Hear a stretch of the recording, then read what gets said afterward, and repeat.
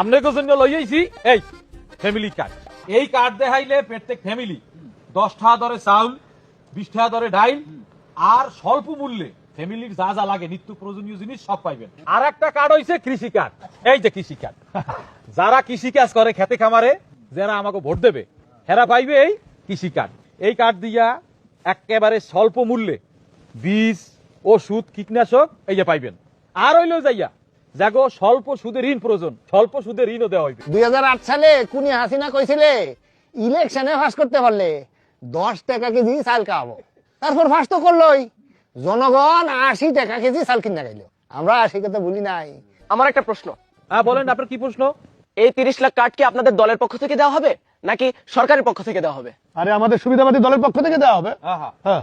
আপনার পেশা কি? আরে আমাদের পেশা মানে আমরা রাজনীতি করি। রাজনীতি কি কোনো পেশা হতে পারে? আপনাদের আয়ের উৎস কি? ওই ওই মিয়া, আমাকে কি তোমার চাঁদাবাজ মনে হয়? আমরা কি চাঁদাবাজি করি? ওই কি বলতে চাও তুমি? হ্যাঁ না না, আমি সেটা বোঝাইনি। আমি বোঝাতে চাচ্ছি যে আপনার দলের কর্মীরা যদি বেকার থাকে তাহলে 1000 কোটি টাকার ফ্যামিলি কার্ড, কৃষি কার্ড এগুলা বাস্তবায়ন কিভাবে সম্ভব? এই কার্ড আমাকে সুবিধাবাদী দল থেকে দেওয়া হইবে না। এই কার্ড আমরা যদি সরকারে যাই, সরকার গঠন করলে এইটা হইবে সরকারি প্রকল্প। আমরা সরকারের মাধ্যমে দিব, এটা সরকারি প্রকল্প, বুঝছেন? ধরে নিলাম আপনারা সরকারে গেলে এই প্রকল্প বাস্তবায়ন করবেন, কিন্তু সরকারের পক্ষ থেকে যেসব প্রকল্প চলমান যেমন ভিজিডি, ভিজিএফ, টিসিবি ইত্যাদি ইত্যাদি, এগুলো বাস্তবায়ন করতে গিয়ে সরকার ব্যাপক দুর্নীতিগ্রস্ত। তাহলে আপনারা কিভাবে এগুলো বাস্তবায়ন করবেন? কিভাবে সম্ভব? তুমি কোন দল করো? আমি কোনো দল করি না, আমি সাধারণ ভোটার। ওই তুমি কোনো দল করো না? না, তোমার আমি ভালো করে চিনছি। হ্যাঁ, তুমি আইছো এখানে এসে পেছ লাগাইতে, গ্যাঞ্জাম লাগাইতে না? কেন বাদান গ্যাঞ্জাম করবো কে? ও তো ঠিকঠাক মতোই প্রশ্ন করছে, তাহলে উত্তর দাও। হ্যাঁ, উত্তর দেন। উত্তর দাও। ওই মিয়া, উত্তর দিতে আমরা বাধ্য না। কেন কেন হ্যাঁ?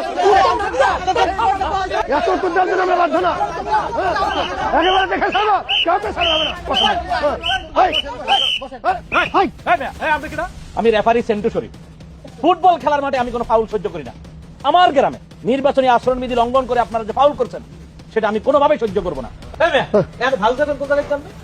নির্বাচন আচরণবিধি বাংলাদেশ গেজেট নভেম্বর 10, 2025 মোতাবেক কোন প্রার্থী নির্বাচন পূর্ববর্তী সময়ে সরকারি কোনো প্রকল্প অনুমোদন বা ঘোষণা করতে পারবে না।